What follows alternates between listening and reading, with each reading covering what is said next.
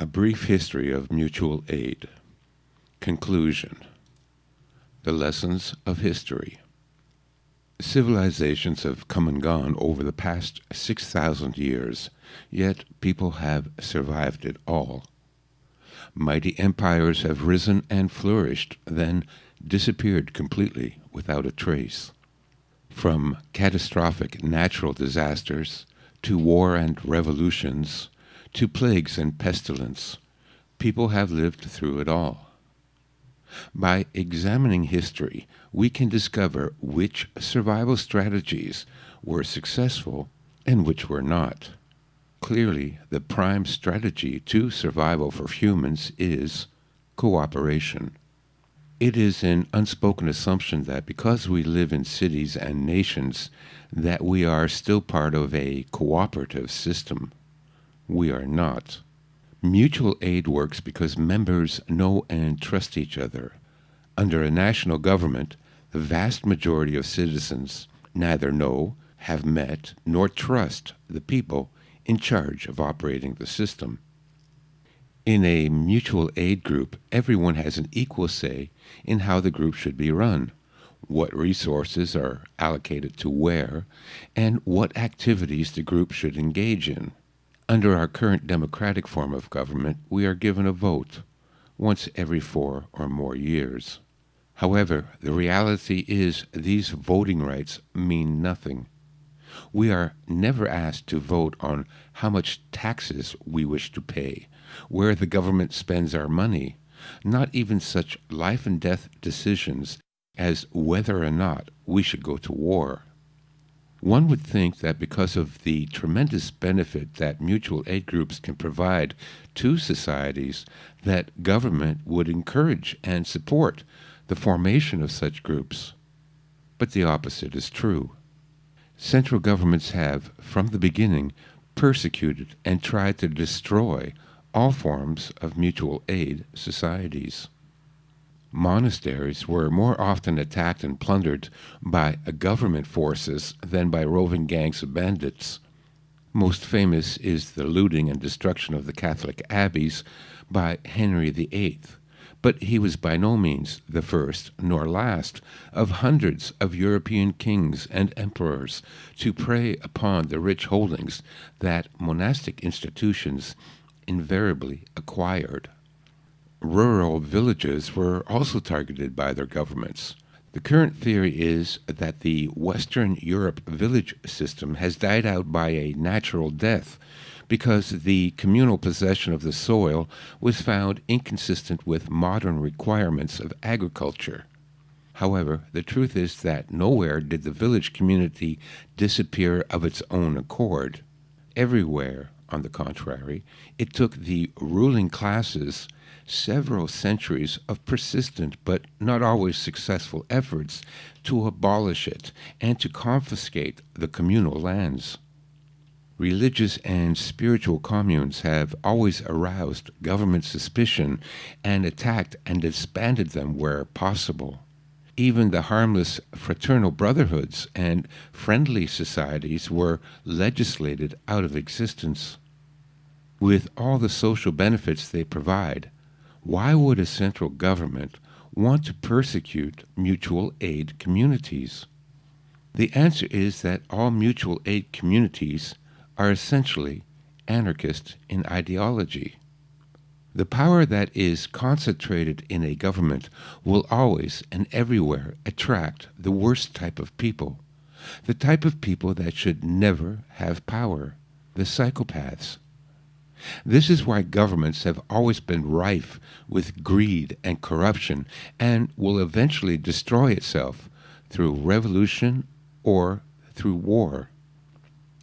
When psychopaths are running government, their dream is to enslave the rest of humanity.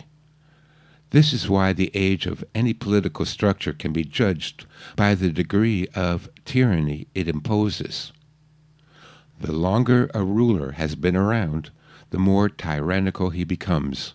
The same holds true for states. The word anarchy has received much negative innuendo. This was intentional. Most people believe anarchists are terrorists, violent, and advocating for destruction and chaos. Police and agent provocateurs routinely dress in black masks and run around smashing windows and setting fires during peaceful protests, and the media tells us they are anarchists. Some fools no doubt believe that emulating such violent behavior likewise makes them anarchists. However, this is the image the government wants you to believe.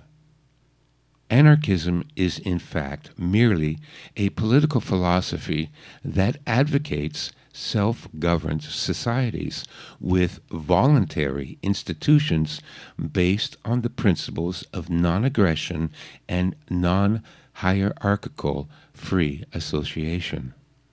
This describes perfectly the structure of tribes, villages, communes, and mutual aid societies. Anarchism holds the state to be undesirable, unnecessary, or harmful, and entails opposing authority or hierarchical organizations in the conduct of human relations, including but not limited to the state system. This is why governments, states, and empires have always persecuted institutions that value anarchist ideals.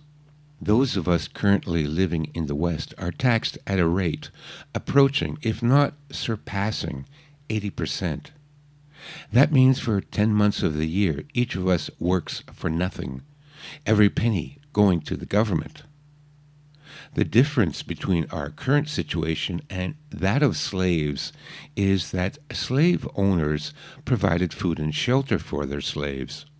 We are allowed 2 months to earn enough money to pay for our own food and shelter. Governments and nations are essentially and have always been nothing more than tax farms. These tax farms work best when the cattle have as little choice and say in decision-making as possible. Anarchy and its practical application, the mutual aid community, are the antithesis of the current political structure. Creating a mutual aid community is not only the most effective strategy to survive almost any social and natural disaster, it is also the most effective tool to use against an increasingly tyrannical central government. In addition, depending on what type of legal entity you plan on creating for your group, there are even ways of reducing the amount of taxes members and their organizations will have to pay. It is because of every government's fear and loathing of mutual aid communities that I advise those wishing to form such a group do so under a false front. Choose a name and charter that cannot be easily defined. That is why I believe founding a group under the Emergency and Disaster Response moniker to be one of the most effective, since being outwardly non-religious and apolitical, it is less likely to cause concern for the authorities and thus may escape persecution. Forming a group under the pretext of an arts colony would likewise work in avoiding unwanted government attention. Remember, each community can be run to provide whatever functions and services the members feel they need, regardless of their organization's outward image.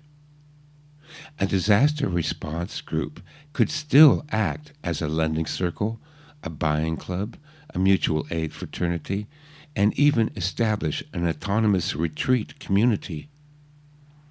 Lending circles, buying clubs, and mutual aid activities could be listed as training, equipment, and group insurance expenses, while a survivalist retreat could be listed as a training and education facility. This may seem unnecessarily secretive and conspiratorial or even paranoid, but history shows how quickly any government can turn to tyranny, with socialist regimes being the worst offenders. Most Western governments are already deeply socialist and approaching Marxist-Leninist communism. In every country in history in which communism took hold, they quickly targeted exactly the type of community groups we are seeking to organize. Without exception, each communist government rounded up artists, writers, school teachers, professors, and the type of people that would be part of a mutual aid association, and simply marched them to the outskirts of town, shot them in the back of the head, and buried them in mass graves. Given such a history of undeniable atrocities, it would be naive and foolish to believe it can't happen to us.